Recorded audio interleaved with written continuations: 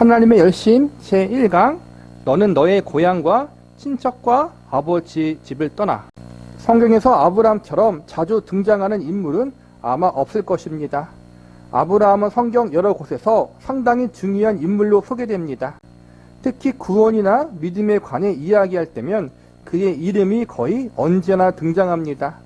마태복음 첫머리에서도 아브라함과 다윗의 자손 예수 그리스도의 계보라라고 하여 아브라함이 등장하고 복음의 메시지를 잘 집약하여 밝힌 로마서에서도 우리는 믿음으로 말미암아 구원을 얻었다라는 말의 의미를 설명하기 위해 아브라함을 대표적 인물로 들어 소개합니다. 로마서 3장에서 예수 그리스도를 믿음으로 말미암아 의롭게 되었다라고 선언해 놓고 이 메시지가 오해되지 않게 하려고 이어지는 4장에서는 아브라함의 믿음을 해석하여 덧붙입니다. 믿음이 구원을 얻기 위한 조건으로 제시된 것은 아니라는 사실을 뒷받침하기 위해서 그렇게 하는 것입니다. 이제 몇 차례에 걸쳐 아브라함의 생애를 추적해 보려고 합니다. 성경이 아브라함의 생애를 단지 한 개인의 신앙 행로로 그려내지 않고 그의 생애를 통해 복음의 비밀, 구원의 신비인 믿음을 설명하기 때문입니다. 갈 바를 알지 못하고 나아갔으며 아브라함이라는 이름을 들으면 무슨 이야기가 맨 처음 떠오릅니까? 고향과 친척과 아버지의 집을 떠난 사건, 이것이 먼저 생각납니까? 아니면 독자 이삭을 바친 사건이 떠오릅니까? 대개 신자들은 아브라함 하면 이삭을 바친 사건을 먼저 떠올립니다. 그리고 이 사건을 토대로 고향을 떠나온 사건도 이해합니다. 그래서 이 두 사건에서 아브라함의 믿음은 별 차이가 없을 것이라고 생각합니다. 하나님이 이삭을 바치라고 했을 때 기꺼이 바친 아브라함이기에 고향과 친척과 아버지의 집을 떠나라는 명령에도 믿음으로 흔쾌히 떠났으리라라고 생각하는 것입니다. 그래서 우리는 아브라함만 생각하면 기가 죽습니다. 우리와는 차원이 다른 믿음의 소유자로 여겨지기 때문입니다. 이런 우리의 좌절은 히브리서에 나온 아브라함에 대한 묘사를 만나면 더 깊어집니다. 히브리서 11장 8절입니다. 믿음으로 아브라함은 부르심을 받았을 때 순종하여 장래 유업으로 받을 땅에 나아갈새 갈 바를 알지 못하여 나아갔으며 믿음으로 그가 이방 땅에 있는 것 같이 약속의 땅에 거류하여 동일한 약속을 유업으로 함께 받은 이삭 및 야곱과 더불어 장막에 거하였으니 이는 그가 하나님이 계획하시고 지으실 터가 있는 성을 바랐음이라. 아브라함은 부르심을 받았을 때 갈 바를 알지 못했으나 믿음으로 나아갔다고 히브리서는 전합니다. 그런데 창세기 12장에 나온 아브라함의 모습은 그다지 믿음의 사람처럼 보이지 않습니다. 그래서 아브라함을 추적해 볼 필요가 있습니다. 아브라함은 믿음의 조상으로서 하나님의 백성, 구원의 은혜를 받은 하나님의 백성과 성도들의 삶을 예표하고 대표하는 인물 중 한 사람이라고 볼 수 있어요. 하나님이 아브라함을 어떻게 은혜를 내리셔서 그를 구원하셔서 하나님의 사람, 믿음의 조상으로 세우셨는가, 그 여정과 과정을 살펴보면 그것이 우리에게도 똑같이 적용될 수 있다는 거예요. 그런데 보통 우리는 흔히 아브라함 생각하면 이삭을 바친 사건, 백세 얻은 독생자 외아들을 하나님께 아낌없이 바친 인물, 그래서 믿음의 조상이라 불리워도 부끄럽지 않은 인물, 그렇게만 먼저 생각한다는 거예요. 틀린 말은 아니에요. 그런데 백세의 이삭을 바친 믿음의 조상 아브라함, 그의 그 성숙한 믿음이 있기 전의 모습, 그 믿음의 사람, 믿음의 조상으로 되기까지의 그 과정을 우리가 생각하지 않을 때가 많다는 거예요. 그래서 우리는 이 시간, 그리고 앞으로도 하나님이 어떻게 아브라함을 믿음의 조상으로 만드셨는지 그 과정을 추적해 볼 거예요. 미리 정답부터 말씀드리면 아브라함은 믿음이 연약하고 부족하고 심지어는 하나님을 온전히 알지 못했을 때 은혜로 부름받아서 하나님께 이끌려서 마침내 하나님이 누군가를 알아가는 자리에까지 갔어요. 즉 하나님이 처음부터 아브라함이 믿음의 조상이 될 만한 그릇이 되어서 택하신 것이 아니라 그런 그릇이 되지 못하는 아브라함을 택하셔서 믿음의 조상이라는 그릇으로 만드신 작업을 하나님이 하셨다는 거예요. 그게 가장 중요한 거거든요. 그리고 그 작업을 지금 아브라함에게만 하시는 것이 아니라 저와 여러분에게도 그 작업을 지금 진행하고 있다. 이것이 가장 중요한 핵심 메시지예요. 아브라함이 고향 땅을 떠날 때 믿음의 사람이었는가, 그렇지 않은가는 문제를 주의 깊게 살펴봐야 합니다. 아브라함은 처음부터 믿음의 사람이었다 하고 간단히 정리하고 넘어간 사람들에게는 이 질문이 좀 어리둥절할 것입니다. 하지만 성경이 아브라함에 대하여 말하고자 하는 바를 제대로 이해하려면 이 질문을 곰곰이 생각해 봐야 합니다. 아브라함이 고향과 친척과 아버지의 집을 떠난 것이 믿음에서 나온 결단인지 아닌지 성경을 따라 판단해 봅시다. 창세기 11장 26절부터 봅시다. 아브라함의 이름이 여기 처음 등장합니다. 데라는 70세에 아브라함과 나홀과 하란을 낳았더라. 데라의 족보는 이러하니라. 데라는 아브라함과 나홀과 하란을 낳고 하란은 롯을 낳고 하란은 그 아비 데라보다 먼저 고향 갈대인의 우르에서 죽었더라. 아브라함과 나홀이 장가들었으니 아브라함의 아내의 이름은 사레며 나홀의 아내의 이름은 밀가니 하란의 딸이요 하란은 밀가의 아버지이며 또 이스가의 아버지더라. 사레는 임신하지 못함으로 자식이 없었더라. 데라가 그 아들 아브람과 하란의 아들인 그의 손자 롯과 그의 며느리 아브라함의 아내 살레를 데리고 갈대인의 우르를 떠나 가나안 땅으로 가고자 하더니 하란에 이르러 거기 거류였으며 데라는 나이가 205세가 되어 하란에서 죽었더라. 이 말씀 다음에 본문 말씀인 창세기 12장이 이어집니다. 여호와께서 아브라함에게 나타나십니다. 창세기 11장과 함께 보면 여호와께서 아브라함에게 나타나신 장소는 어디입니까? 갈대아 우르입니까? 하란입니까? 가나안입니까? 하란입니다. 하란에서 나타나셨습니다. 아브라함은 갈대아 우르에서 출발하여 가나안을 향해 가는데 그 중간에 있는 곳이 하란입니다. 거기서 하나님이 아브라함에게 나타나셨습니다.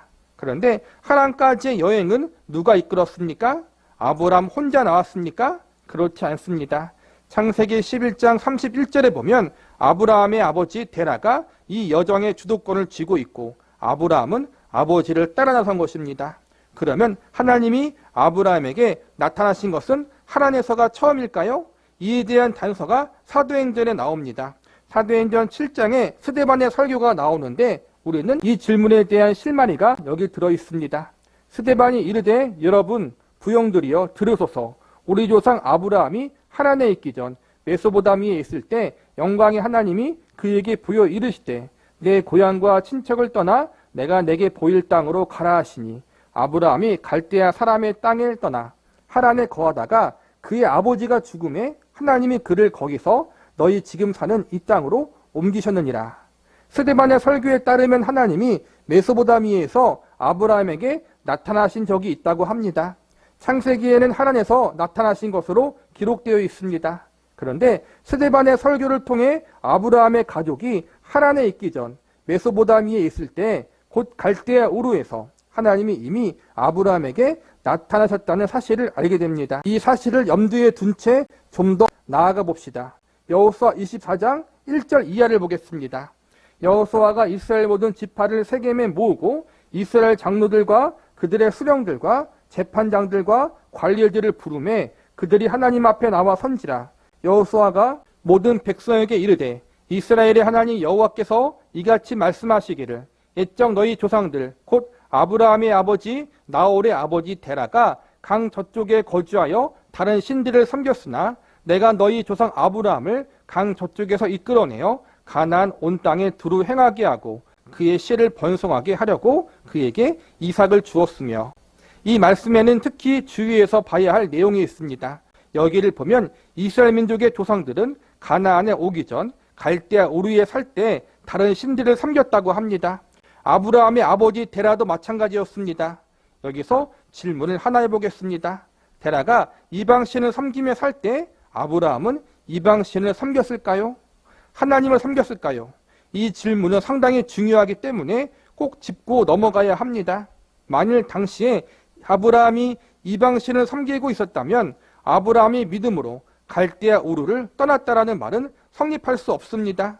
반대로 당시 아브라함이 여호와를 섬기고 있었다면 아브라함은 믿음으로 갈대아 우르를 떠났다라고 말할 수 있고 그렇다면 이야기가 잘 맞아떨어집니다. 어느 편이 맞을까요? 우리는 아브라함을 가장 훌륭한 신앙의 모범으로 여기고 있어서 그는 처음부터 믿음의 사람이었을 것이라고 생각합니다. 그래서 아브라함이 믿음으로 갈대아 우르를 떠나 바로 가나안에 들어갔다고 단정해 버립니다. 아브라함 하면 아들 이삭까지 척 바친 믿음의 사람으로만 알고 있어서 아브라함의 전부를 다 좋게 보려고 합니다. 결론이 좋으면 결론에 이르는 모든 과정도 다 좋았을 것이라고 생각하기 때문입니다. 아브라함에 대해서도 그런 고정관념을 갖고 있습니다. 믿음의 조상으로 불리는 아브라함이니까 처음부터 당연히 순종했을 것이고 응당 믿음으로 갈대아 우르를 떠났을 것이라고 지레 짐작해 버리는 것입니다. 우리가 시브리서 말씀을 중심으로 보면 아브라함이 가나안 땅으로 갔을 때 갈대아 우르를 떠나 하란에 가서 가나안 땅으로 가는 그 모든 여정이 믿음으로 시작했다라고 보는 경향이 큰데 창세기 말씀을 보면은 그렇지 않다라는 거예요. 여호수아 말씀과 또한 스데반 집사의 말을 종합해 보면은 아브라함의 아버지 데라는 우상 장사였고 우상을 섬기고 있었고 또 아브라함에 대해서는 뭐라고 나와 있지는 않지만 여러 정황상 성경의 정황상을 보면 아브라함이 아버지와 다르게 우상을 섬기지 않고 하나님을 먼저 섬겼다라는 말씀이 없어요. 오히려 문맥상 같이 아브라함의 아버지 데라와 우상을 섬겼다는 식으로 보는 것이 더 문맥상 맞다라는 거예요. 쉽게 이야기하자면 아브라함은 하나님을 온전히 모르는 상태에서 하나님께 부름받았다라는 거예요. 이게 왜 중요하냐? 우리의 믿음도 동일하다라는 거예요. 우리가 믿음이 좋아서 하나님께 택함받아 부름받아 하나님의 자녀가 되어서 하나님께 쓰임받는 것이 아니잖아요. 우리는 아직 하나님을 온전히 알지 못했고 예수님의 필요성도 알지 못하고 있었던 죄인된 상태에 있었는데 하나님이 우리에게 은혜를 주사 성령님의 역사로 말미암아 예수님을 구세주로 믿고 영접할 수 있도록 역사하셨잖아요. 우리가 구원의 은혜를 받음에 있어서 우리가 한 일이 없어요. 모든 것이 하나님의 은혜고 성령님의 역사였다라는 거예요. 아브라함도 동일하다라는 거예요. 그가 믿음이 있었기 때문에 택함받아서 하나님의 백성이 되고 믿음의 조상이 된 것이 아니라 오히려 아버지와 동일하게 우상을 섬기고 있었고 하나님에 대해서 온전히 알고 있지 못했을 때 하나님이 그를 강건적으로 부르셔서 하나님의 백성과 자녀로 삼으시고 구원의 은혜를 베푸셔서 그 이후에 여러 가지 훈련과 연단의 과정과 세월을 통해서 마침내 믿음의 조상이란 자리에까지 나아갈 수 있도록 하나님이 이끄셨다. 이게 성경의 본질적인 메시지라는 거예요. 그래서 우리는 처음부터 아브라함, 이삭을 바친 믿음의 사람 이렇게 보지 말자라는 거예요. 그러면 우리는 너무 기가 죽으니까 반대로 우상을 섬겼던 아브라함, 하나님을 알지 못했던 아브라함, 그런 아브라함이 하나님의 은혜로 말미암아 마침내 하나님께서 훈련시키시고 연단시키시고 만드심을 통해서 마침내 믿음의 조상이 되었다. 하나님이 불신자인 아브라함을 하나님의 사람, 믿음의 조상으로 만드셨다. 이것이 성경이 우리에게 주는 메시지라는 거예요. 우리도 마찬가지잖아요. 믿음은 우리부터 시작한 것이 아니라 하나님께서 시작하셔서 만드신 것이다. 그래야지 우리에게 희망이 있다는 거예요. 그런데 우리 고정관념처럼 만일 아브라함이 처음부터 믿음이 좋은 사람이었다면 우리에게는 심각한 문제가 발생합니다. 그렇게 되면 아브라함은 믿음의 조상이 아니라 심판의 조상이 될 것이기 때문입니다. 아브라함 이야기만 나오면 아브라함은 했는데 너는 왜 못하느냐라고 판단받게 될 것이니 말입니다. 그런데 성경은 아브라함을 그런 차원에서 다루고 있지 않습니다. 앞에서 본 여호수아 24장 2절 이하도 아브라함을 처음부터 믿음의 사람이었다고 보고 있지 않습니다.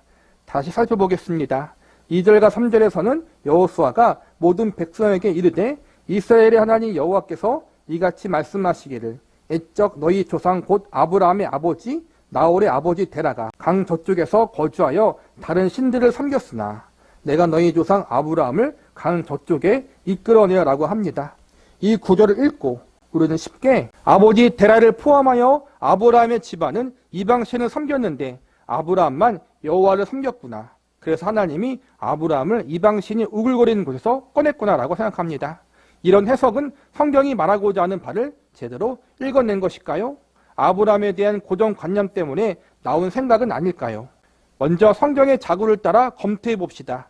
2절과 3절 함께 읽어보면 너희 조상들 곧 아브라함의 아버지 나홀의 아버지 데라가 강 저쪽에 거주하여 다른 신들을 섬겼으나 내가 너희 조상 아브라함을 강 저쪽에서 이끌어내어 가나안 온 땅 두루 행하게 하고라고 나와 있습니다. 얼핏 보면 마치 아브라함의 아버지 데라만 다른 신들을 섬긴 것처럼 읽힙니다. 하지만 데라만 이방신을 섬겼다고 말하고자 했다면 굳이 그 앞에 너희 조상들이라는 복수 표현을 하지 않았을 것입니다. 데라뿐 아니라 다른 이스라엘 조상들도 이방신을 섬겼기에 이렇게 표현한 것입니다. 그런데 이스라엘에게 조상이라 함은 누구를 말합니까? 아브라함입니다. 아브라함은 이스라엘 백성의 조상이라는 말을 들을 때 가장 먼저 떠올리는 이름입니다. 따라서 이 구절은 아브라함을 포함한 이스라엘의 조상들은 다른 신을 섬겼으나가 됩니다. 개역 개정 성경에는 너희 조상들 다음에 바로 이어지는 곧이라는 단어 때문에 데라만 다른 신을 섬긴 것처럼 생각하기 쉽게 되어 있지만 다른 성경을 참조해보면 의미가 분명합니다. 하나님, 이스라엘의 하나님께서 이렇게 말씀하십니다. 먼 옛날 너희 조상 곧 데라와 그의 아들 아브라함과 나홀은 유프라데스 강 동쪽에 살면서 다른 신들을 예배했다.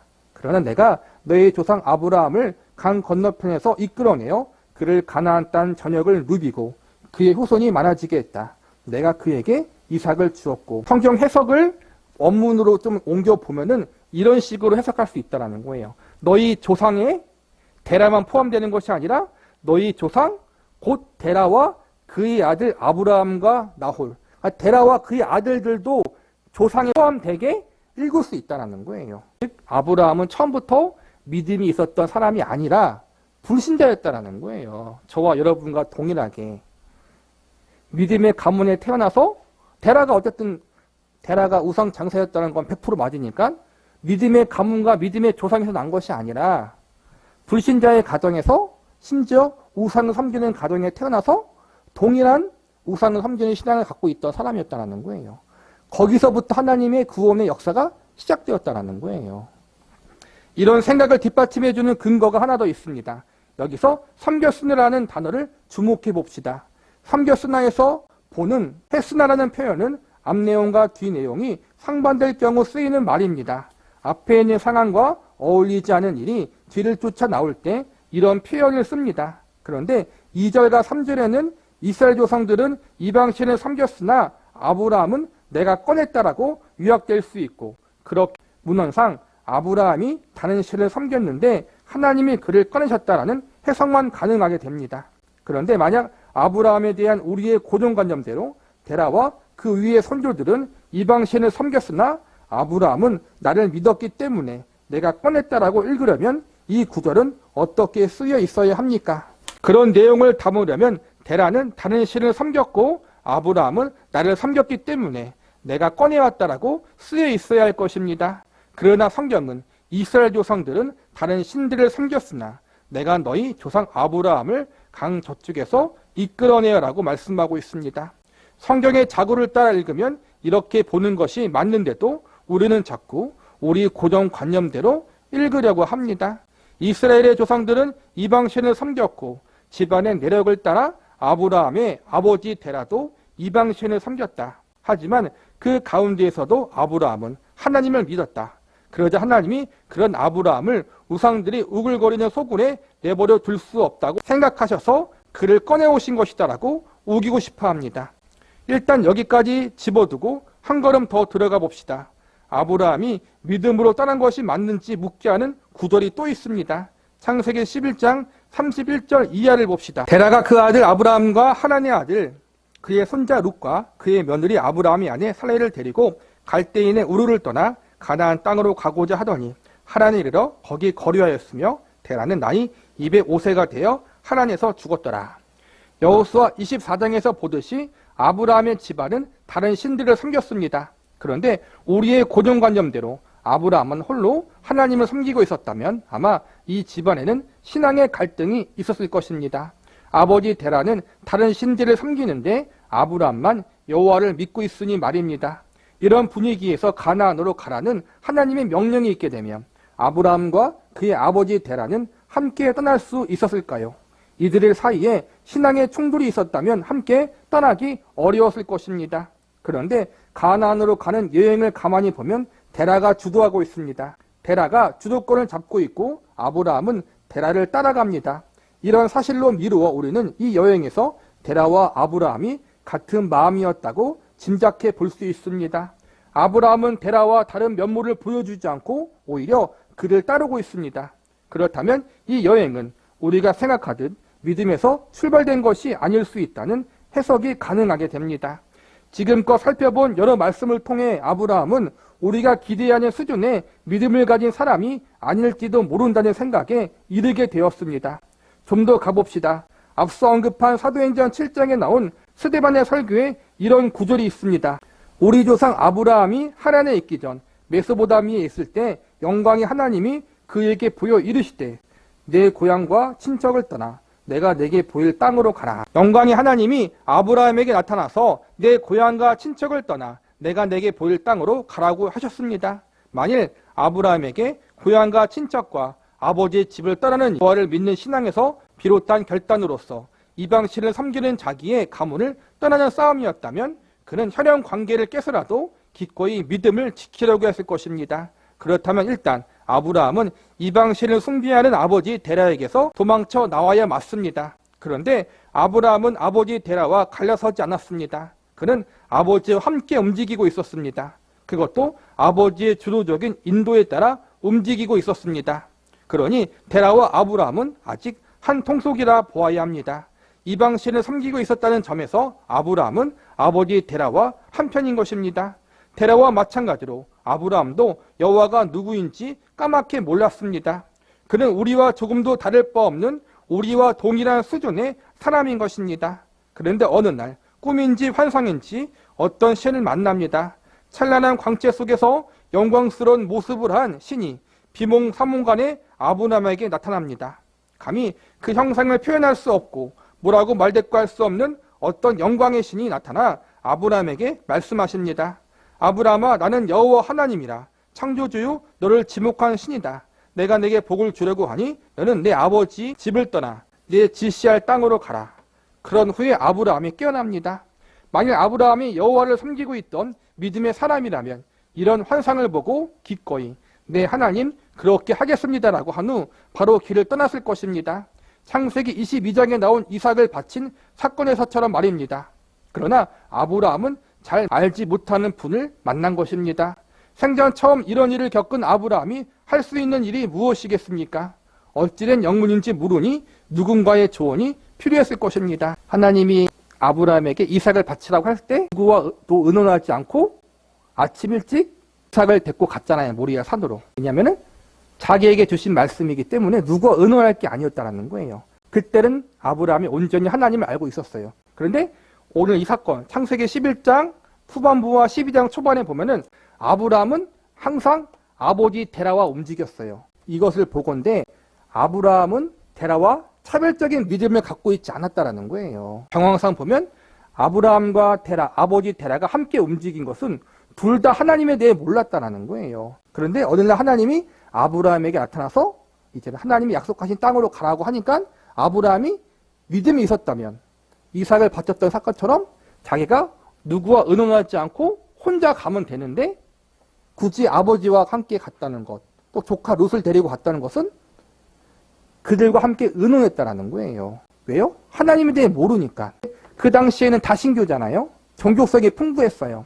하나님이 누구인지는 모르지만 환상 중에 혹은 신비한 어떠한 그 경험 중에 누군가에게 신을 경험했다 하면은 그것은 뭔가 놀라운 일이에요. 즉 데라가 아브라함의 말을 듣고 하나님이 누군지는 모르지만 그렇게 신비하게 역사하신 신이라면 그 신의 말을 들어야겠다 하는 마음으로, 즉 하나님에 대한 신앙이 아니라 그냥 종교적인 열심, 그러한 샤머니즘적인 미신적인 믿음을 갖고 그렇게 메소보다미에서 떠나서 하란으로 가서 가나안 땅으로 가려고 했다는 거예요. 즉 모든 정황 속에서 보면은 아버지 데라나 그의 아들 아브라함이나 그의 모든 가족들은 하나님을 온전히 알지 못하고 있었다. 그 상태에서 하나님이 부르셨다는 거예요. 당시 집안의 우두머리인 아버지가 믿고 의논할 상대였을 것입니다. 아마 아브라함은 아버지에게 이 일을 어찌하면 좋겠냐고 상의했을 것입니다.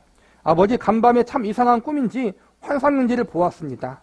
형언할 수 없는 광채와 빛난 영광 속에 있는 어떤 신이 저에게 말하기를 내가 너에게 복주려고 하니 너는 내가 지시할 땅으로 가라고 했습니다. 아버지, 이 일을 어쩌면 좋습니까? 데라가 자기에게 상의하러 온 아브라함을 보니 땀을 줄줄 흘리는가 하면 온몸에 소름이 돋은 채 몹시 두려워하며 긴장된 표정이 열력합니다. 게다가 더할 나위 없이 진지합니다. 아, 내 아들에게 간밤에 무슨 일이 생겼구나. 이상한 환상이라도 보았나 보다. 하나님이 어떤 분인지 알지는 못했지만 이방 신이라도 섬길 줄 알던 종교심이 있는 데라였기에 이런 생각을 했을 것입니다. 그렇게까지 인간에게 찾아온 신의 명령을 거부했다가는 어떤 일을 당하게 될지 모른다고 말입니다. 그래서 아버지 데라는 일단 아브라함의 말대로 해야겠다고 작정한 후 그가 주동이 되어 자신의 명령권이 미치는 가족들을 모아 길을 떠나게 된 것이 아닌가, 저는 그렇게 생각합니다. 성경이 아브라함에 대해 말하고 싶은 점은 오히려 이 편인 것 같습니다. 그렇게 그들은 갈대아 우르를 떠나와 하란에 이릅니다. 우르는 수메르 문명권 속에 속한 메소포타미아의 도시이고 그들이 이른 하란은 갈대아 문명의 최변방입니다. 이해하기 쉽게 말하자면 서울에서 만주로 가라고 해서 출발했는데 신의지쯤 다다른 것입니다. 그런데 하란에 이르자 차마 거기서 더 나아가지 못합니다. 이는 아마 신변의 안전에 관한 문제 때문이었을 것입니다. 당시는 개인의 안전을 책임져 줄 제도가 미비한 시대라서 자기 목숨과 재산은 스스로 지켜야 했습니다. 이런 정황에서 데라는 아브라함과 사라와 룻과 기타 권속을 이끌고 이 긴 여행을 시작했습니다. 그런데 하란까지 가보니 데라도 아브라함도 더 이상 나아갈 자신이 없었던 것입니다. 데라와 아브라함의 일행은 아브라함이 본 환상 하나만 가지고서는 자기들에게 익숙한 문명 사회를 벗어나 재산이 어떻게 될지, 미래가 어떻게 펼쳐질지, 심지어 목숨마저 부지할 수 있을지 장담하기 힘든 곳을 발을 척하고 내딜 수 있는 사람이 아니었습니다.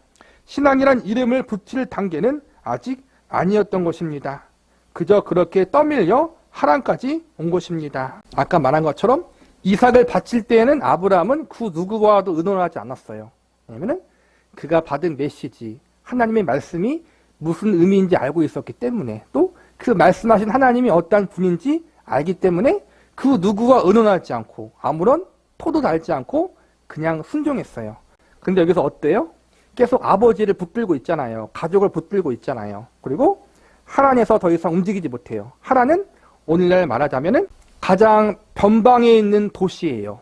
여길 벗어나면은 이제는 문명이 없어요. 그냥 허우 발판이에요. 도적이 나타날 수도 있고 자기들의 안전을 보장할 수 없는 그런 무법지로 가야 되는데 그 무법지로 갈 믿음이 그들에게는 없었기 때문에 하란에서 오랜 시간 그냥 죽치고 있었어요. 이것만 보더라도 그들에게는 온전한 믿음이 없었다는 것을 또 볼 수 있다는 거예요. 아까 말한 것처럼 그냥 종교성 하나. 쉽게 말해서 하나님이 우리에게 초신자였을 때 신기한 경험을 한 적이 있을 거 아니에요. 어떤 분들은 그때 하나님이 어떻게 하라 그러면은 순종하잖아요. 그렇죠? 그런데 어떠한 정말 내 목숨을 걸고 혹은 어떠한 내 인생을 걸어야 할 문제에 있어서는 신비한 체험만으로 갈 수 없다라는 거예요. 그러니까 내 인생을 신비한 체험 하나로 맡길 수 없다라는 거예요. 신비한 경험으로. 어떻게 내가 하나님께 내 인생을 맡길 수 있고 내 생명을 맡길 수 있어요?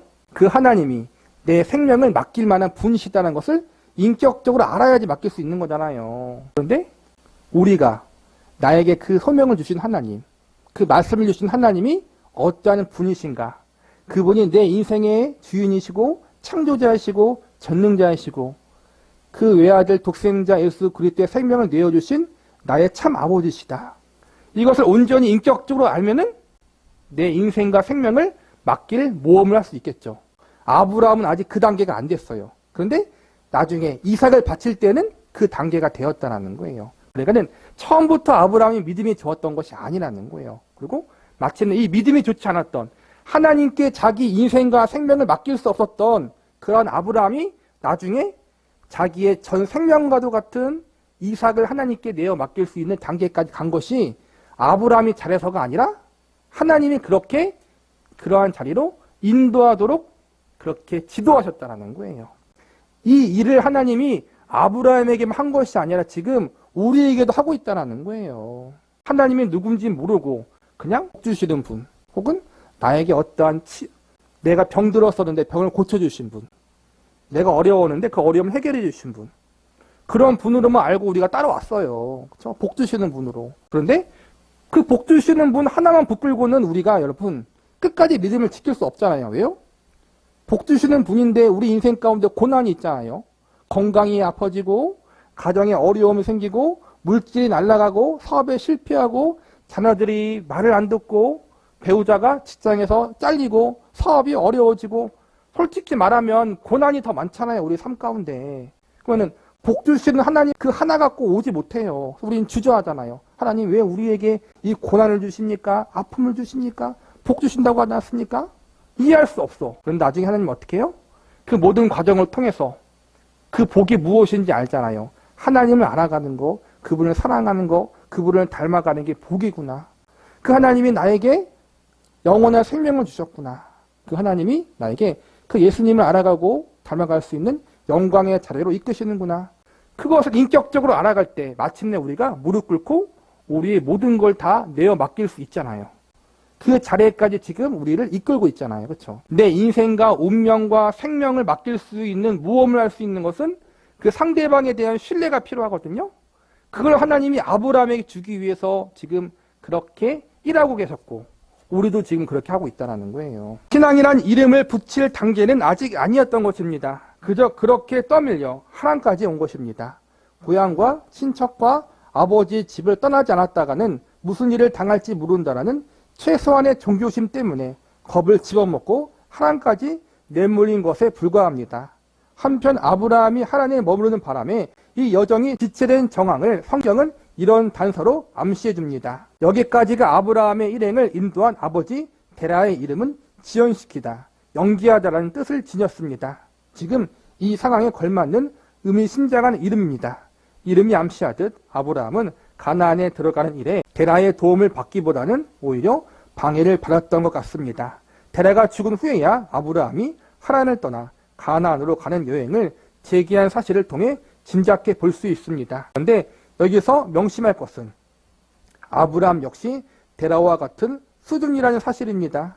아직 아브라함은 믿음에서 데라와 다른 면모를 보여주지 않습니다. 아까 말한 것처럼 이 믿음 없는 아브라함, 그냥 종교적인 열심, 혹은 종교적인 두려움, 하나님에 대한 인격적인 믿음이 아니라 그냥 알 수 없는 신에 대한 그 두려움 때문에 온 건데 그 두려움 하나, 신비한 체험 하나로는 하란까지라는 거예요. 더 이상 갈 수가 없어요. 왜냐하면 하란을 벗어나면 무법천지였기 때문에 자기의 생명을 걸어야 되는데 그 체험 하나만으로 하나님에 대한 알 수 없는 그 신에 대한 그 두려움만으로는 자기 인생을 걸 수 없었어요. 생명을 걸 수 없었어요. 이렇게 형편없는 믿음을 가진 아브라함이었다는 거예요. 그런데 어떻게 해요? 나중에 뒤에 보면 그는 마침내 자기의 생명, 자기의 전부, 자기의 모든 것인 이삭까지 하나님 앞에 아무런 말 없이 바칠 수 있는 자리에까지, 그런 믿음의 조상으로서 합당한 자리에까지 가게 되었어요. 이 일을 누가 하신 거예요? 하나님이 단숨에 한 것이 아니라 아브라함의 그 일평생 가운데 인생을 간섭하심으로 그 일을 진행하셨다는 거예요. 우리도 지금 하나님이 그렇게 하고 계셔요. 아브라함보다 더 위대하게 우리에게 일하신 것은 뭐냐면은 하나님은 예수님의 생명을 우리에게 주셨고, 그리고 지금 우리 안에는 누가 있는 거예요? 성령님이 계시잖아요. 성령님이 내주하셔서 우리의 삶과 함께 함으로 하시는 거란 말이에요. 이때까지마저 성령님이 영원히 내주하지 않았잖아요. 우리 가운데 성령님이 하나님이잖아요. 그 성령 하나님이 우리 안에 내주하심으로 우리의 삶을 매시 매 분초 간섭하심으로 우리를 그렇게 이끌어가고 있다는 거예요. 그래서 우리의 삶은 하나님 앞에 존귀한 거예요. 우리의 삶은 하나님의 영광스러운 작업장 안에 들어와 있다는 거예요. 그러므로 우리는 우리에게 주어진 삶을 너무 무시하거나 헛되게 보면 안 돼요. 특별한 경험, 특별한 체험, 특별한 시간, 특별한 사역이 중요한 게 아니라 지금 이 순간, 매일매일의 매 순간이 성령 하나님이 나와 함께 하시는 시간들이란 말이에요, 여러분. 예배 시간에 은혜 받는 게 중요해요. 네, 예배 시간에 은혜 받고 하나님의 인도하심을 느꼈어. 그것만 중요한 게 아니라 하나님의 은혜를 맛보지 못하는 그 시간, 하나님의 인도하심을 경험하고 느끼지 못했던 그 시간도 성령 하나님이 나와 함께 하시는 시간이고 나를 만들어가고 있는 시간이라는 거예요. 그게 중요해요, 여러분. 그러면은 어때요? 이 시간만 중요한 것이 아니라 저와 여러분이 그 어느 곳에 있든지 하나님이 나와 함께 하시는 시간, 나를 만들어가는 시간이잖아요. 그거는 언제나 중요한 시간이에요. 이게 하나님이 우리에게 요구하시는 거예요. 주일이 중요하죠. 대표성을 갖고 있으니까. 근데 결국 주일을 잘 지키고 교회에 잘 나오는 것은 그 시간을 대표로 드림으로써 모든 시간이 하나님의 것이고 모든 순간이 하나님이 나와 함께하는 시간들이고 나를 만들어가는 시간임을 내가 알고 그렇게 살기로 결심하고 기도하고 믿음으로 그렇게 작정하는 것을 하나님 앞에 보여드리고 그렇게 표현하는 거란 말이에요. 하나님이 나에게 성령 충만함을 주셔서 막 감동해, 막 눈물 나고. 여러분, 이게 근데 얼마나 악한 거예요, 여러분. 그 시간만 하나님의 은혜만 감사하는 게.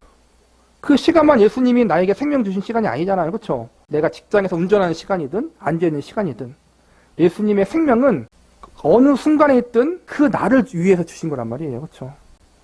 그걸 기억할 때 우리는 여러분 언제나 감사해야 되고 언제나 하나님을 찬양해야 되고 언제나 주님을 위해서 모든 걸 내어줄 수 있는 자리에 가야 되는 거란 말이에요.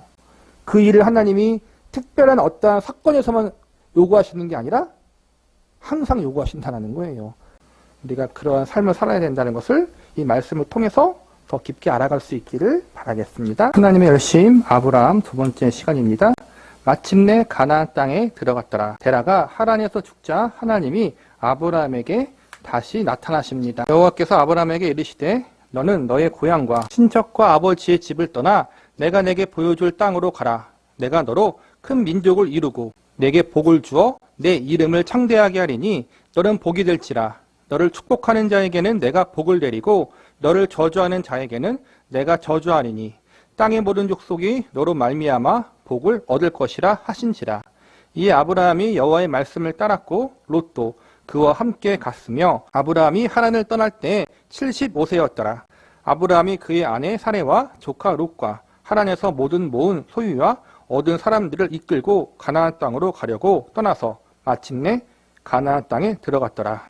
드디어 아브라함이 가나안에 들어갑니다. 그동안 우리가 아브라함에 대해 가졌던 고정관념을 성경 말씀에 비추어 생각해 봅시다. 우리는 어떤 사람이 복을 받거나 좋은 결과를 얻으면 그 사람에게 무엇인가 남다른 점이 있을 것이라고 생각하는 경향이 있습니다. 그래서 아브라함이 믿음의 조상이 된 원인도 하나님보다는 아브라함에게서 찾으려고 합니다. 그런데 이런 생각 때문에 신앙생활을 하면서 갈등을 겪는 것인지 모릅니다. 내가 겨우 이렇게밖에 신앙생활을 못하면서 감히 하나님을 믿는다고 말할 수 있겠는가? 내가 이런 꼴이니 하나님이 복을 주실 리가 없지. 이 모양으로 살면서 예수 믿는다고 이야기해도 괜찮을까 하는 생각 뒤에는 사실 불신앙이 자리 잡고 있습니다. 복은 받을 만한 사람이 받는 법이다.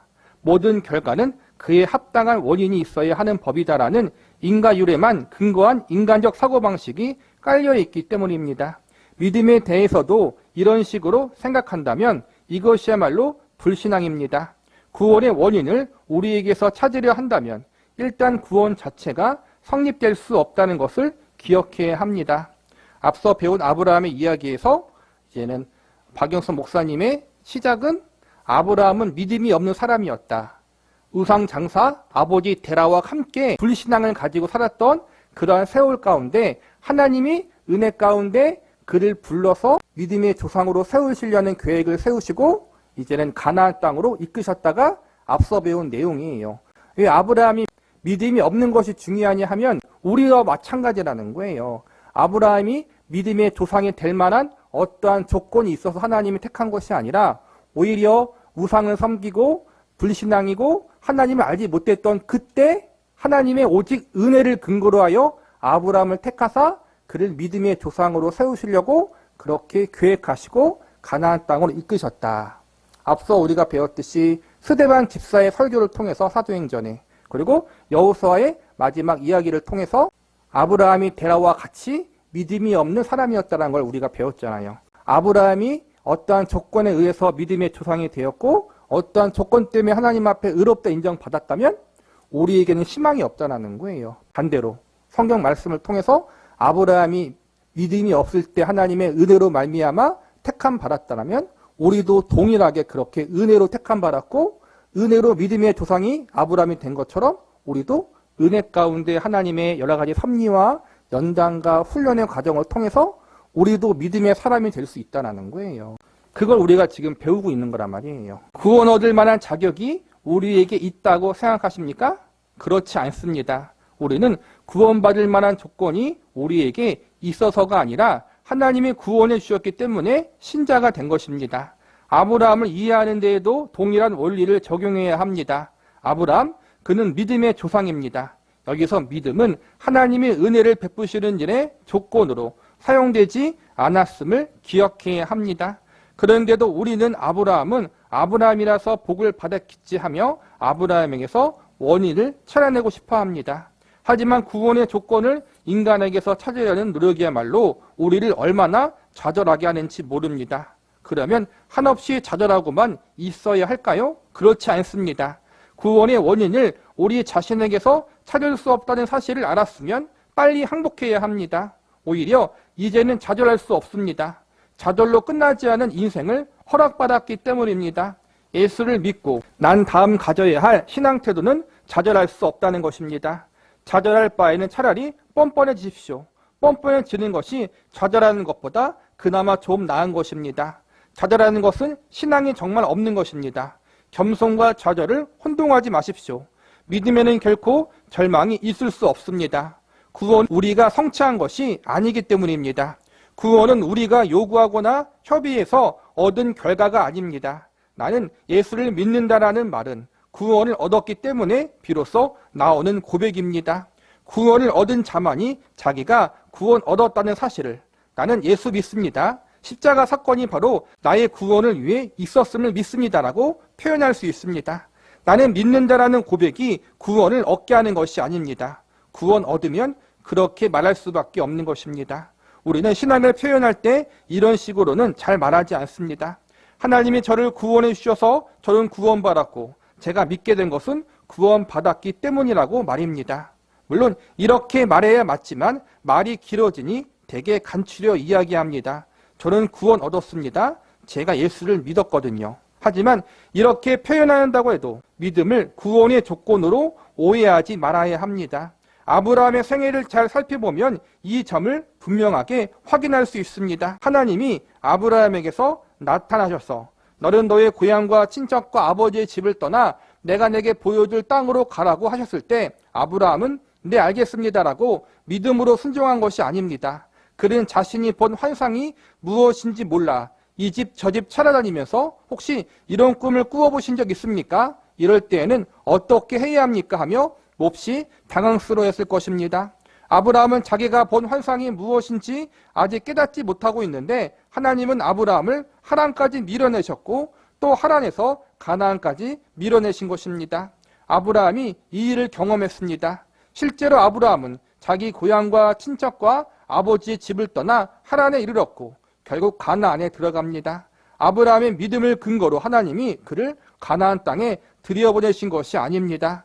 아브라함과 그의 집안은 유프라데스 강 저편에 거할 때 이방신을 섬기고 있었습니다. 그때 영광의 하나님이 아브라함에게 나타나셔서 고향을 떠나 가나안으로 가라고 하셨습니다.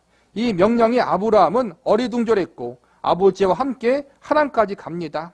환상에 등 떠밀려 간 것입니다. 하란에서 아버지 데라가 죽자 다시 등 떠밀려 가나안에 들어갑니다. 하나님이 아브라함을 계속 밀어내어 가나안까지 이르게 한 것입니다. 창세기 12장 5절을 다시 봅시다. 주위에서 보아야 할 단어가 있습니다.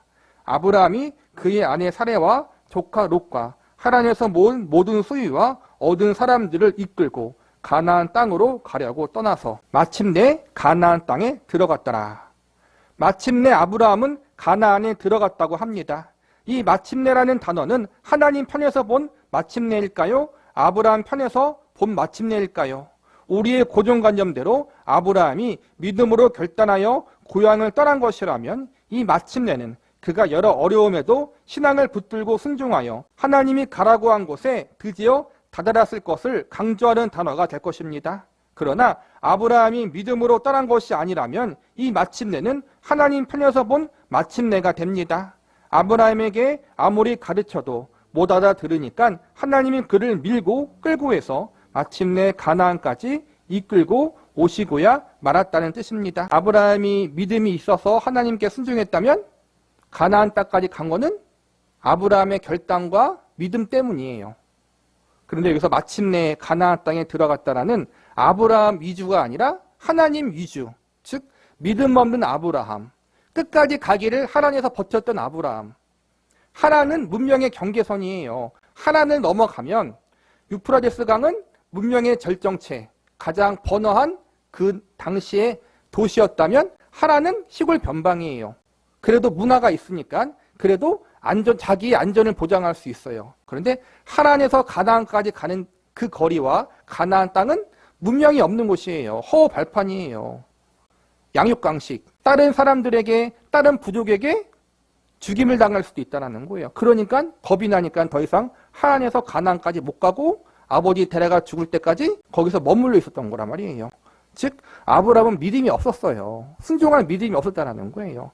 유프라데스 강에 있을 때 하나님이 신비하게 환상 중에 또 어떠한 경험을 통해서 음성 중에 아브라함에게 나타나서 너를 복을 주겠다. 그렇게 말씀하셔서 가나안 땅으로 가라고 이끌었어요.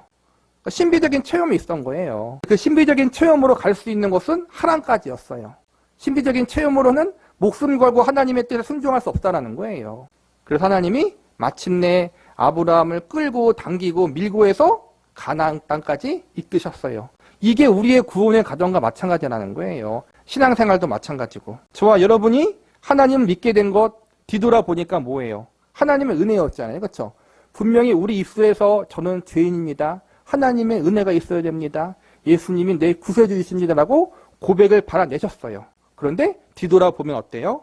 그렇게 고백한 것이 내가 믿음이 있었기 때문이 아니라, 물론 믿음이 있으니까 했겠죠? 하나님 나에게 그 고백을 할 수 있는 믿음을 주셨다는 걸 알고서 모든 구원받은 성도의 고백은 뭐예요?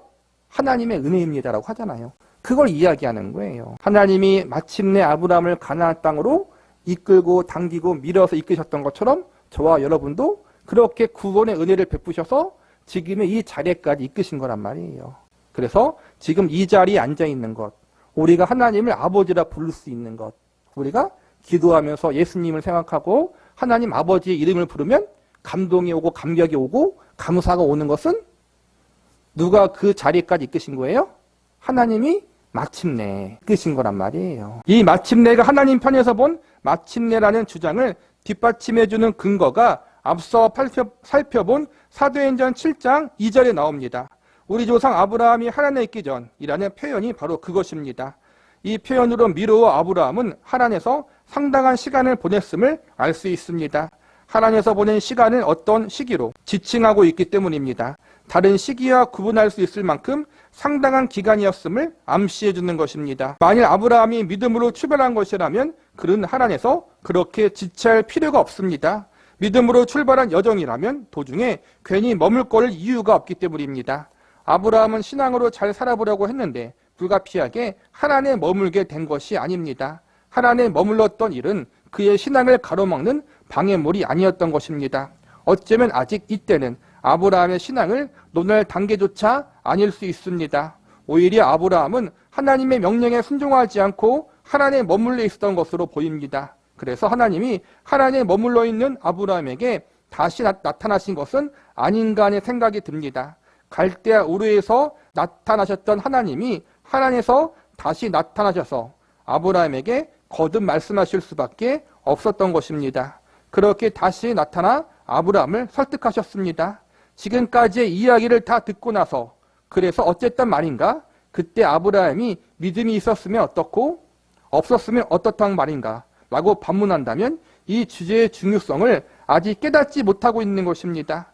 이 주제를 진지하게 생각해 보았으면 합니다. 이 주제를 통해 우리의 신앙의 기초를 무엇에 두고 있는가를 생각해 볼 수 있습니다. 신앙의 모범이라 여기는 아브라함에 대해 우리는 어떤 상을 그리고 있는 것일까요? 신앙으로 무장한 채 가나안을 향해 떠난 아브라함입니까? 아니면 영문도 모른 채 그저 떠밀려 길을 떠난 아브라함입니까? 단언하건대 우리가 모범으로 여기는 아브라함은 불신앙에서 출발한 아브라함이야만 합니다. 그래야 우리가 믿는 이 구원이 은혜인 것입니다. 아브라함은 처음부터 믿음의 사람이 아니었습니다. 그는 우리와 같은 수준에서 출발했지만 마침내 가나안에 들어간 사람입니다. 하나님이 그를 거기까지 인도하시고 강권하셨습니다. 아브라함에게는 좀 미안한 표현이지만 하나님이 아브라함의 목덜미를 끌고 가나안까지 들어가신 셈입니다. 만일 하나님이 점잖게 우리의 손을 붙잡아 끌고 가신다면 아마 소설의 한 장면 같은 일이 벌어졌을 것입니다. 제가 어렸을 적 읽었던 소설 중에 얄개전이라는 명랑 소설이 있습니다. 소설가 조은파가 쓴 소설로 당시 청소년들을 열광하게 했던 작품입니다. 이 소설의 주인공 얄개는 미션스쿨에 다니는데 학교에서 늘 말썽을 일으킵니다. 그날도 심하게 장난치다가 교장 선생님 앞에 불려갑니다. 교장 선생님이 얄개 머리에 손을 얹고 기도합니다. 얄개가 회개하기를 바라면서 말입니다. 하나님, 이 길을 잃은 양을 불쌍히 여기소서. 그런데 그날따라 교장 선생님은 감기에 걸렸는지 연신 손수건을 꺼내 콧물을 닦습니다. 그리고 손수건을 주머니에 넣고 다시 얄개의 머리에 손을 얹고 기도합니다. 이런 행동이 반복되자 무릎 꿇고 고개 숙이고 있던 얄개는 교장 선생님의 손이 손수건을 꺼내려고 얄개의 머리 위에 벗어나는 순간 곁에 있던 둥근 의자를 가져다가 다시 모자를 씌워서 놓고 달아납니다. 만일 하나님이 이 교장 선생님처럼 저를 점잖게 대하여 제 손을 잡고 가셨다면 틀림없이 저는 밤중에 제 손목을 풀어 몰래 도망갔을 것입니다. 다리를 붙잡고 가셨으면 다리를 빼놓고 기어서라도 도망갔을 것입니다. 어떻게 붙잡혀 왔는지 간에 도망갔을 것입니다. 그래서 하나님은 제 목덜미를 끌고 가셨습니다. 우리가 구원의 은혜를 생각할 때 나 같은 죄인 살리신 하나님의 은혜, 예수님의 은혜에 감사합니다라고 고백하면서 이걸 알아야 되는 거예요. 나는 구원 받을 만한 조건도 없고 동시에 구원 받으려고 하지도 않았다. 이게 우리의 본 모습이거든요. 이게 없으면은 구원의 은혜를 논할 수가 없어요. 지금 박영서 목사님이 고백했던 것처럼 우리에게 자유의지를 주셔서 하나님을 믿을래 말래? 그러니까 전적으로 우리에게만 하나님 은혜 없이 믿을래 안 믿을래 하면 우리는 1000% 안 믿을 놈이고 하나님이 좋은 소리로 나 좀 믿어라라고 말하면 우리는 1000% 도망갈 놈이라는 거예요. 이게 우리의 본성이라는 거예요. 아브라함도 동일했고 그런 우리를 하나님께서 어떻게 해요? 밀고 당기고 때로는 연단하시고 훈련하시고 실패를 경험케 하시고 내가 하고 싶은 거 다 해서 이게 아니구나라는 것도 알게 하시고 그래서 마침내 우리 마음 가운데 하나님이 아니면 안 됩니다라는 고백을 발현할 수 있도록 우리의 삶을 모든 전 삶을 섭리하시고 붙잡아 주셔서 이렇게 이끌어 왔다는 거예요. 그게 은혜예요. 성경은 뭐라 그래 그걸? 하나님의 사랑의 강권하심. 그걸로 하나님 우리를 이끌어 왔다는 거예요. 목말고 다른 데를 붙잡고 가셨다라면 아마 저는 도망쳤을 것입니다. 목덜미를 붙잡혀 올 때도 얼마나 안 가겠다고 버텼는지 모릅니다.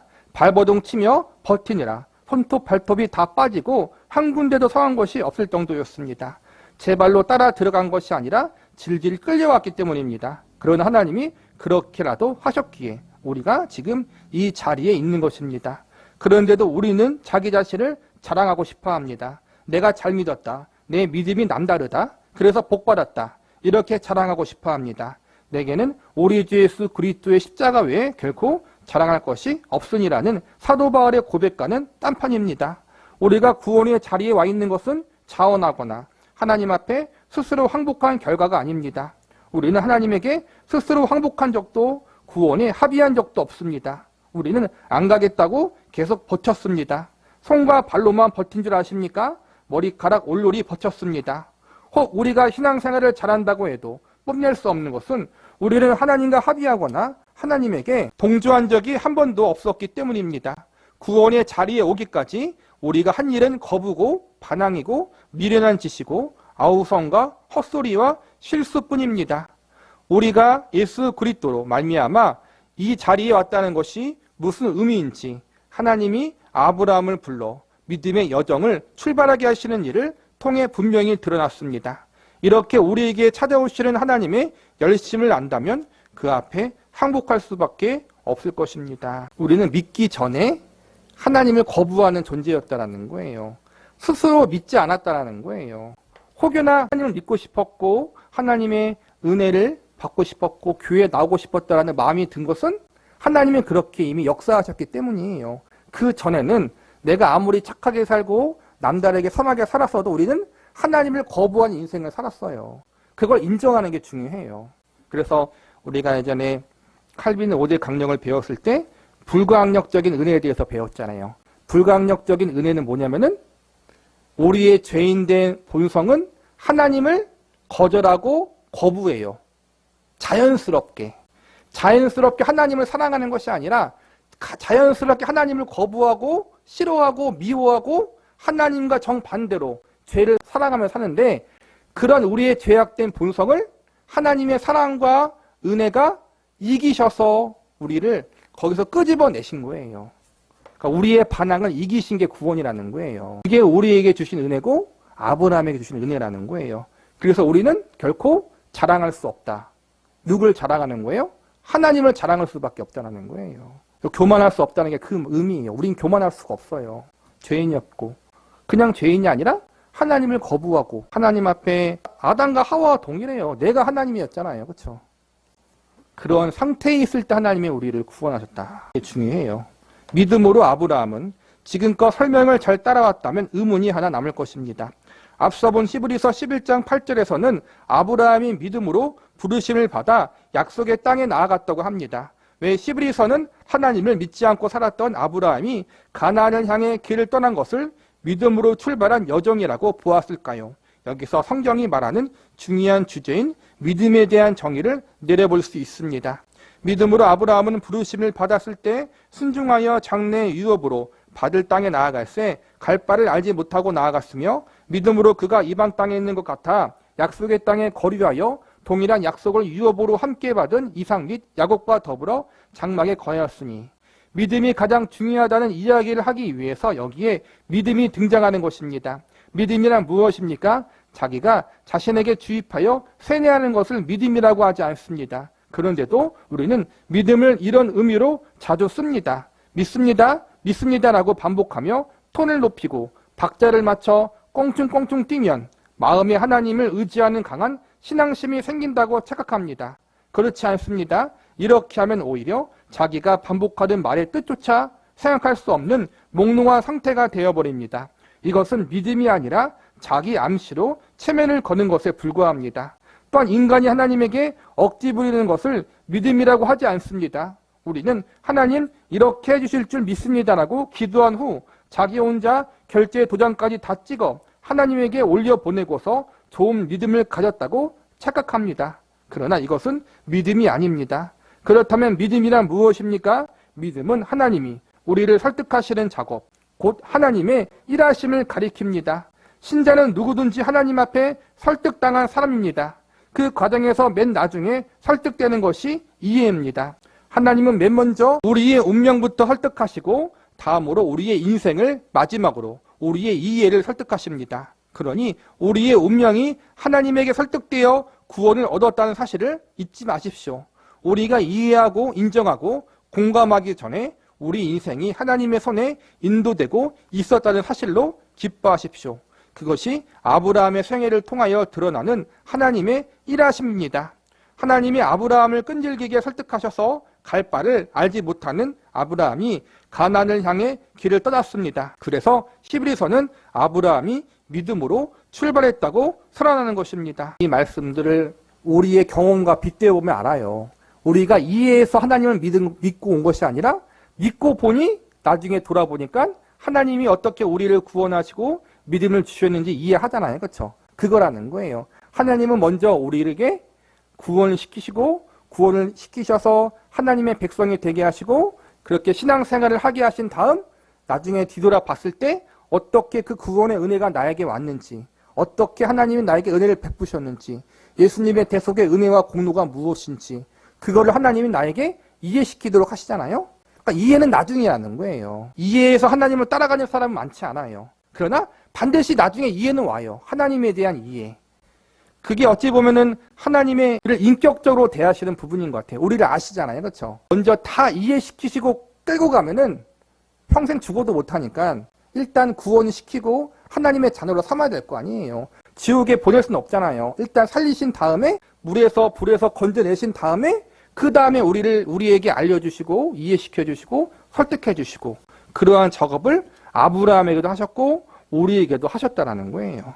아브라함은 본래 훌륭한 믿음의 사람이었는가? 아니면 하나님이 그를 훌륭하게 만들어 가셨는가 하는 것이 아브라함의 생에서 우리가 추적해야 할 중요한 주제입니다.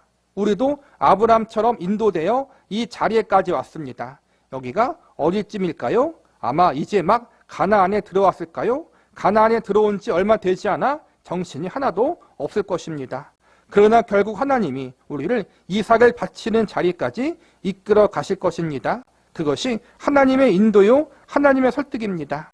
하나님은 우리를 구원해 주시는 것으로 끝나지 않고 하나님을 더 알아가고 닮아가고 사랑하는 그 믿음의 성숙의 자리에까지 이끌기를 기대하시고 그렇게 저와 여러분을 이끌어 가신다는 거예요. 구원의 은혜가 제일 중요하지만 구원의 은혜로 끝나지 않고 우리가 성화의 은혜까지 주님을 닮아가는 자리에까지 갈 수 있도록 우리를 이끌어 가신다는 거예요. 이게 아브라함의 삶이었고 우리의 삶이었어요. 당장 지금 이삭을 바치라는 믿음을 요구하지 않으신다는 거예요. 그 전에 그렇게 될 수 있을 여러 가지 믿음의 과정, 믿음의 훈련을 우리에게 허락하신다는 거예요. 그러니 지금 우리가 서 있는 수준에 대해 당황해하거나 절망하지 마시기 바랍니다. 서울발 부산행 기차를 탔다면 부산에 도착할 때까지 무엇을 하며 시간을 보낼 것입니까?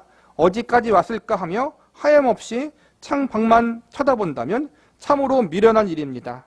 편안하게 앉아 가끔 시계만 보면 됩니다. 이제 어디쯤 왔겠구나 하고 생각하면서 말입니다. 좀 더 여유가 있으면 가는 동안 눈도 붙이고 책도 읽을 것입니다. 창밖만 멍하니 쳐다보며 시간을 허비할 필요가 없습니다. 혹 역방향 자리에 앉았더라도 마찬가지입니다. 나는 서울 쪽을 보고 앉았으니 혹시 서울로 되돌아가지는 않을까? 모두가 부산을 향해 가는데 나만 서울을 향해 있구나 하고 부질없이 걱정할 필요가 없습니다. 우리 인생이 하나님의 손 안에 있기에 우리는 결코 좌절하지 않습니다. 우리가 누구의 손에 붙들려 어디로 가고 있는가 하는 물음 앞에 밝은 소망을 품기 바랍니다. 아브라함의 생애를 추적해가면서 하나님을 믿고 사는 것이 무엇인지 기초부터 다시 정리하고 확인하는 기회가 되기를 바랍니다. 앞서서 1장에서 배운 거는 구원이 누구에서부터 시작되었는가를 배운 거예요. 아브라함의 생애를 통해서 구원의 은혜는 우리의 그 어떠함이 아니라 하나님의 사랑과 하나님의 은혜로 말미암아 시작되었다는 거예요. 그리고 그 구원의 은혜를 받은 우리의 상태는 한마디로 형편없는 상태, 믿음을 논할 수 없고 심지어는 아브라함처럼 불신앙과 우상을 섬기며 살았잖아요. 우상을 섬긴다는 게 하나님을 믿지 않으면 다 우상을 섬기는 거예요. 부처를 섬기지 않더라도 우리 안에 내가 믿고 있는 게 있잖아요. 우리가 성공을 원했고 물질을 원했고 명예를 원했잖아요. 이 세상에서 잘 먹고 잘 사는 걸 나의 신으로 믿고 살았잖아요. 그게 바알과 아스레아와 마찬가지예요. 그런 우리, 조건 없는, 그러니까 답 없는 우리를 하나님이 사랑으로 그냥 부르신 거예요. 내가 너를 내 백성으로 삼겠다. 그래서 우리를 이 자리에까지 이끌어 오신 거예요. 그래서 구원의 은혜는 하나님이 시작하신 거고 이 구원의 은혜를 시작하신 하나님이 그 구원의 은혜를 주시기 위해서 하나님이 뭘 희생했어요? 그분의 독생자 외아들 예수님의 생명을 십자가에 주셨잖아요. 그렇기 때문에 하나님이 그 예수님의 생명을 주고 우리를 구원한 하나님이 우리가 아직 죄인 되었을 때 예수님의 생명을 주어 우리를 값주고 샀는데 지금 이 자리 예수님의 생명을 받아 하나님을 믿고 나아가는 이 과정 가운데는 우리가 조금 부족하고 조금 잘못했다고 해서 버리지 않으신다는 거예요. 믿지 않을 때도 구원하셨는데 하나님에 대해서 욕하고 예수쟁이들 핍박하며 사는 우리를 구원하신 하나님이 지금 그 상태보다 나은 우리를 조금 잘못했다고 버리거나 방임하지 않으신다는 거예요. 예수님의 생명을 주고 값주고 구원한 우리를 하나님이 이제는 포기하지 않고 끝까지 구원의 완성을 향하여 이끌어 가실 거예요. 그 구원의 완성은 나를 구원하신 하나님이 어떠한 분이신가, 나를 위해 생명을 주시고 그분의 전부를 주신 예수님은 어떠한 분이신가, 그것을 더 알게 하시고 그분을 더 사랑하게 하시고 그분을 더 닮아가는 자리로 이끌어가는 일을 반드시 행하신다는 거예요. 아브라함이 그 증거고 이제는 우리가 그 길을 따라가고 있는 거란 말이에요. 그래서 지금 당장 믿음이 부족하고 연약하다고 해서 너무 조바심 내지 말라는 거예요. 그렇다고 우리가 너무 자기합리하면 안 되겠죠. 정말 우리 안에서 하나님이 나를 연단하시고 훈련하사 구원을 주신 하나님이 나를 어떻게 성화시키고 주님을 더 알아가고 닮아가고 사랑하는 존재로 이끄시는지를 기대하면서 또 믿음으로 우리가 열심히 더 노력도 같이 해야겠죠. 그 일을 어쨌든 나 혼자 하는 것이 아니라 하나님이 시작하셨기 때문에 하나님이 함께 하시고 하나님이 끝까지 붙잡아 주신다, 책임지신다라는 생각을 갖고 하나님의 일하심 가운데 그 말씀 가운데 기꺼이 우리 자신을 지금까지는 잘 모르고 갔다면 이제는 그 하나님을 더 잘 아는 마음, 믿음으로 아는 지식을 갖고 더 하나님 앞에 순종하고 그 더 하나님 앞에 사랑함으로 기쁨으로 가기 위해서 힘쓸 수 있는 우리가 되기를 바라겠습니다.